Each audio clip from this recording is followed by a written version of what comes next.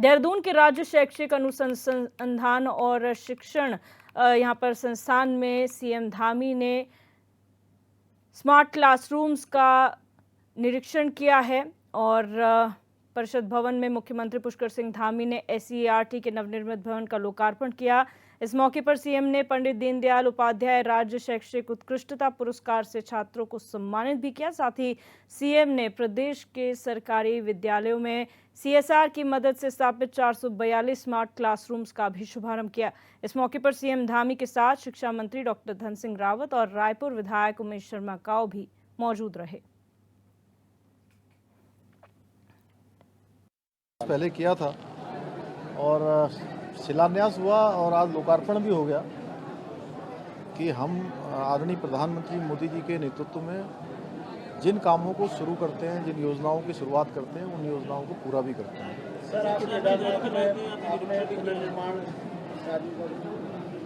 देखिए, सावन का पवित्र मास है और बाबा केदार की हम सब पर बड़ी कृपा है। पूरे देश दुनिया के अंदर बाबा केदार के भक्तगण हैं, उनकी दर्शन के लिए आते हैं, क्योंकि माननीय प्रधानमंत्री जी के नेतृत्व में और उनके प्रधानमंत्री बनने के बाद वहाँ पर नवनिर्माण और पुनर्निर्माण के अनेक कार्य पूरे हुए हैं, अनेक कार्य अभी चल रहे हैं, वो सब तेज़ी से पूरे हो रहे हैं। आदरणीय प्रधानमंत्री मोदी जी बाबा केदार के अनन्य भक्त हैं और जितनी बार वो बाबा केदार के दर्शन के लिए आए हैं, देश के किसी भी प्रधानमंत्री ने कभी भी इतनी बार बाबा केदार में, मैं समझता हूँ उसका 10% भी कोई भी प्रधानमंत्री वहाँ नहीं पहुँचा है और उनके नेतृत्व में एक बड़ा केदार धाम बन रहा है। हम सब की प्रतिबद्धता है कि देश दुनिया के अंदर भव्य केदार और दिव्य केदार जो नए रूप में आदरणीय प्रधानमंत्री जी के नेतृत्व में बन रहा है, वो तेजी से पूरा हो। धर्म बचाने के लिए देखिए, जो लोग संसद के अंदर हो या अपनी कार्यशैली में अपने चुनावों के दौरान पूरे समय में सनातन का विरोध करते रहे हैं और बाबा केदार तो सनातन के एक तरह से फाउंडर हैं, वहाँ पर वो प्रतीक हैं, तो जो लोग सनातन का विरोध करते रहे हैं उनकी यात्रा केवल एक ढकोसला है। उनको तो सबको जो है प्रायश्चित यात्रा करनी चाहिए। जो सनातन को गाली देने का काम किया है, हिंदू देवी देवताओं का अपमान का काम किया है, हिंदू धर्म को, सनातन को जो लोग कहते हैं कि मलेरिया है, वायरल है, डेंगू है, ऐसे लोग जब यात्रा की बात करते हैं तो बहुत ही आश्चर्य होता है।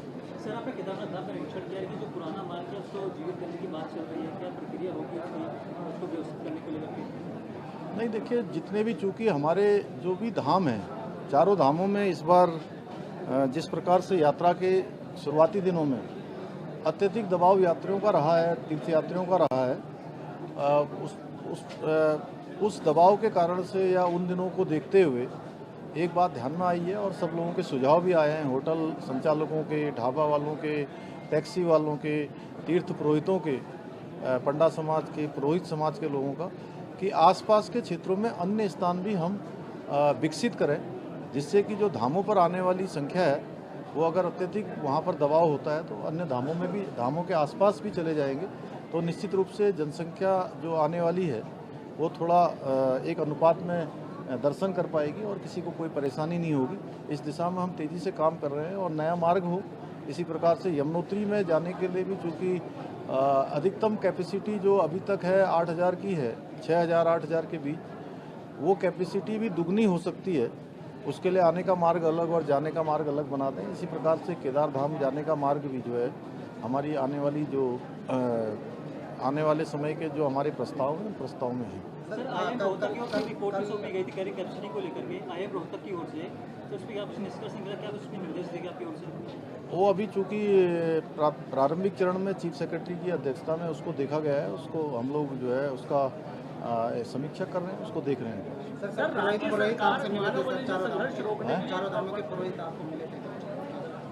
हाँ, उन्होंने अपने सुझाव दिए हैं और हम धामों के प्रति प्रतिबद्धता है हमारी।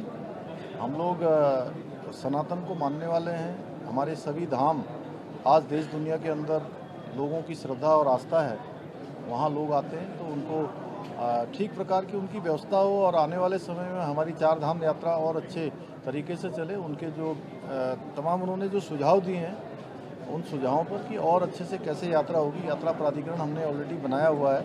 हमारे वहाँ पर कमिश्नर वहीं कैंप कर रहे हैं, वो सबको सुनेंगे और उनसे बात करेंगे। सरकार मानव अधिकार संघर्ष रोकने के लिए बड़ा अच्छा काम कर रही है और इस साल उसके सकारात्मक रिजल्ट भी सामने आने लगे हैं सर। इस बार काफ़ी कम संख्या में ऐसी घटनाएं हुई। देखिए, ये हमारे लिए बड़ी चुनौती है, क्योंकि जिस प्रकार से ये पिछले दिनों में मानव वन्यजीव संघर्ष बढ़ा है, उस पर लगातार हम लोगों ने समीक्षा की है और हमारा प्रयास है कि ये बिल्कुल भी ना हो, क्योंकि इसके कारण से जिस प्रकार से लोगों के परिवार के बीच में से कोई बच्चा चला जाता है, कोई परिवार का सदस्य चला जाता है, वो अत्यंत ही दुख का समय होता है। और मैं समझता हूँ कि ये हम लोगों के लिए भी ज़रूरी है कि हम इस संघर्ष को न्यूनतम स्तर पर ले जाएं। हो गया, बड़कोट का आंदोलन खत्म हो गया। तो देहरादून में इस कार्यक्रम का आयोजन किया गया, जिसमें नए SCERT भवन का लोकार्पण यहाँ पर मुख्यमंत्री पुष्कर सिंह धामी ने किया है और नवनिर्मित ये भवन है।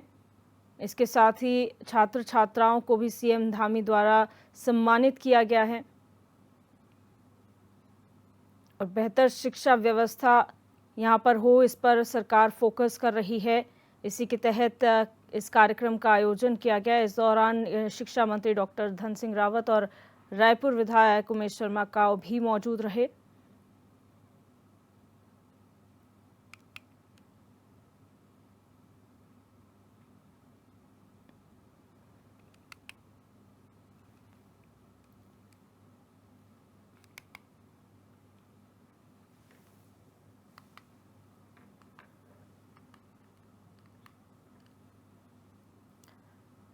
अब बात करेंगे दूसरी बड़ी खबर की। हरिद्वार के हर की पैड़ी से कांग्रेस ने अपनी केदारनाथ बचाओ यात्रा की शुरुआत कर दी है। आपको बता दें कि ये पैदल यात्रा हरिद्वार से केदारनाथ तक जाएगी। 4 अगस्त को कांग्रेस की इस पैदल यात्रा का समापन होगा। कांग्रेस प्रदेश अध्यक्ष करण मारा ने कहा कि उत्तराखंड में धार्मिक आस्था के साथ खिलवाड़ किया जा रहा है। इसी के विरोध में कांग्रेस केदारनाथ बचाओ यात्रा कर रही है।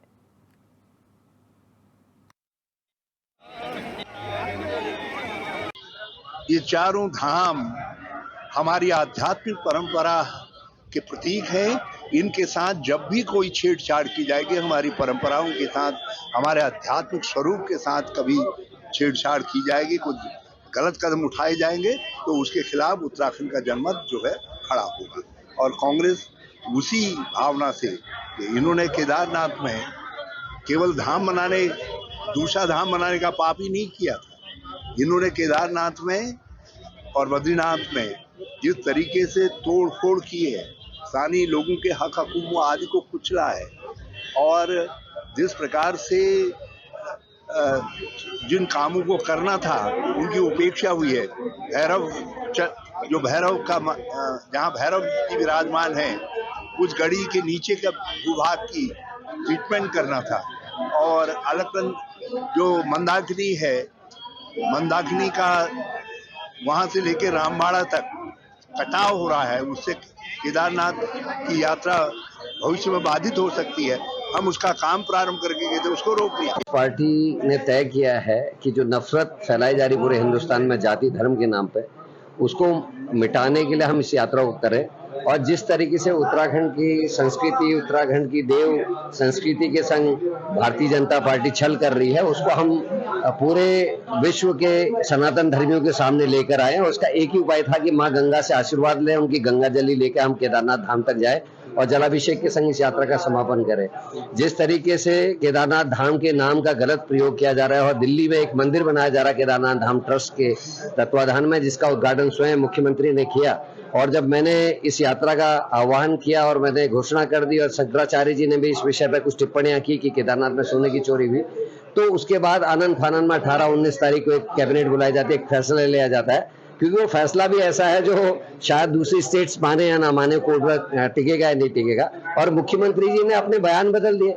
10 तारीख को जो कह रहे थे 19 तारीख को उसके बिल्कुल उल्टा बयान दिया है। तो पहले बताएं कि वो 10 तारीख को सच बोल रहे थे या 19 तारीख को सच बोल रहे थे। देखिए, केदारनाथ धाम हम सबकी आस्था, विश्वास और आध्यात्मिक चेतना का केंद्र है और जो शैव परंपरा के 5 पीठ हैं उसमें केदारनाथ धाम भी सम्मिलित है। लेकिन जिस तरह से भारतीय जनता पार्टी ने और भारतीय जनता सरकार ने धार्मिक आस्था, विश्वास और केदारनाथ धाम के अस्तित्व के साथ खिलवाड़ करने की कोशिश की है, ये क्षम्य नहीं है, ये अपराध है, पाप है। और सनातन धर्म में जो अनुयायी हैं, जो सनातन धर्मी हैं, उनकी भावनाओं के साथ भी कहीं न कहीं भाजपा ने एक प्रकार से प्रहार किया है। और हरिद्वार से हमारे संवाददाता मनोज कश्यप हमारे साथ लाइव जुड़ चुके हैं। मनोज, जिस तरीके से आज से केदारनाथ बचाओ यात्रा कांग्रेस ने शुरू की है, क्या कुछ कार्यक्रम हरिद्वार में किए गए, कौन कौन नेता वहां पर शामिल हुए, क्या एजेंडा है इस पद यात्रा का?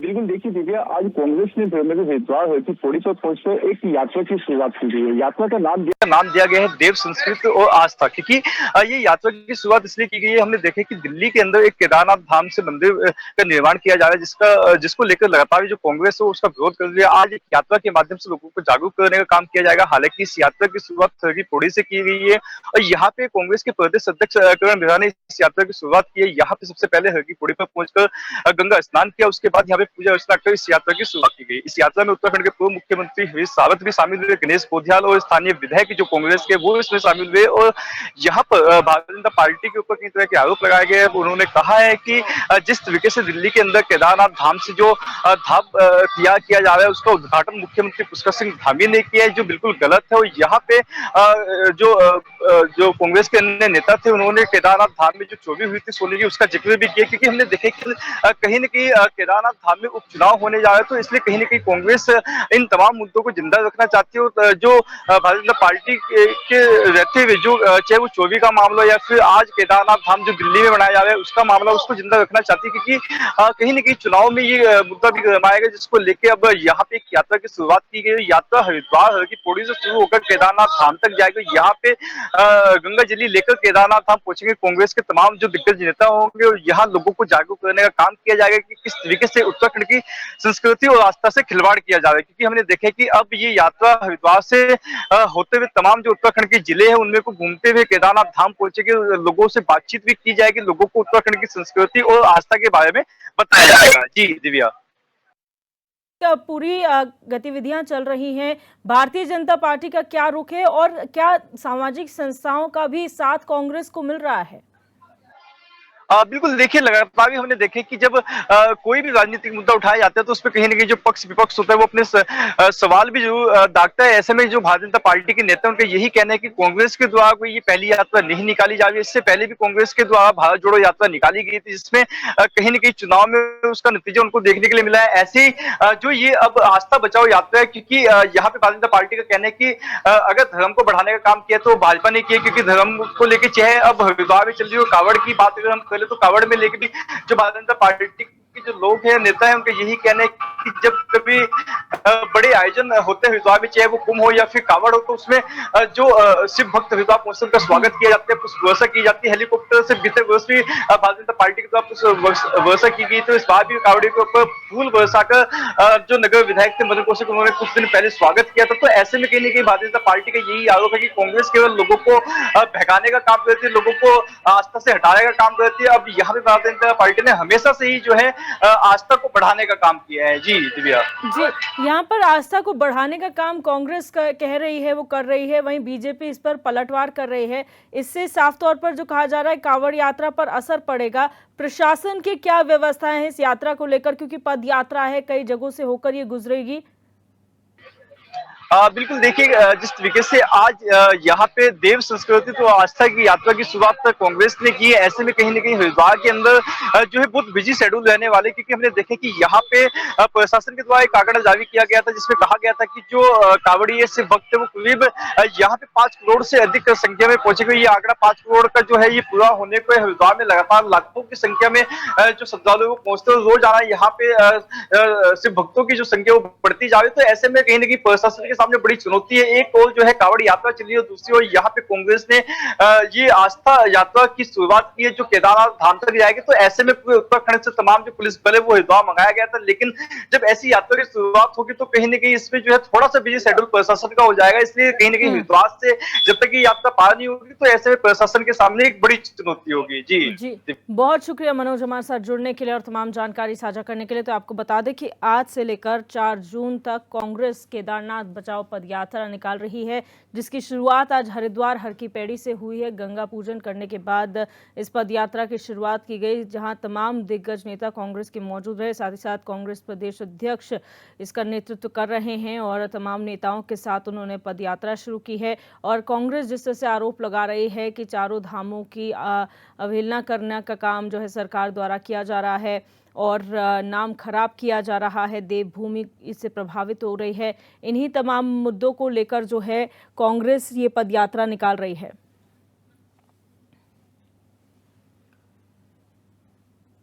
और हमारे साथ संदीप चमोली जी, कांग्रेस प्रवक्ता, फोन लाइन पर जुड़ चुके हैं। संदीप जी, बहुत स्वागत है आपका HNN 24/7 में। बहुत बहुत धन्यवाद आपका। बहुत जी संदीप जी, ये जो पूरी यात्रा कांग्रेस निकाल रही है, केदारनाथ बचाओ यात्रा इसको नाम दिया गया है, आखिर मुख्य उद्देश्य इसका क्या है और क्या पूरा रोड मैप है? जी दर्शनी, आपको मानना पड़ेगा कि विगत वर्षों से जब से भाजपा इस राज्य में शासन कर रही है तब से भाजपा के द्वारा जी इन हमारे जो मुख्य धाम बद्री केदार हैं, इन धामों का कहीं ना कहीं उनमें अपमानित करने का काम इनके द्वारा किया गया है। एक तरफ तो एकाएक वहां से सोना गायब हो जाता है जी। दूसरी तरफ आप देखेंगे कि मुख्यमंत्री जाके पहले उद्घाटन कर देते हैं, उद्घाटन के बाद स्वयं माफी मांग लेते हैं और उसके बाद स्वयं सारी बातों से पल्ला झाड़ लेते हैं। इस प्रकार पूरे प्रदेश की जनता में रोष है कि वो एक बार अगर आप कोई गलत कृत्य कर देते हैं, उसके बाद माफी मांग लेते हैं तो वो क्षमा की श्रेणी में नहीं आ सकता। सारे लोगों के लिए हिंदू धर्म की आस्था का ये पूरे विश्व की आस्था का विषय जो है वो बद्री केदार धाम।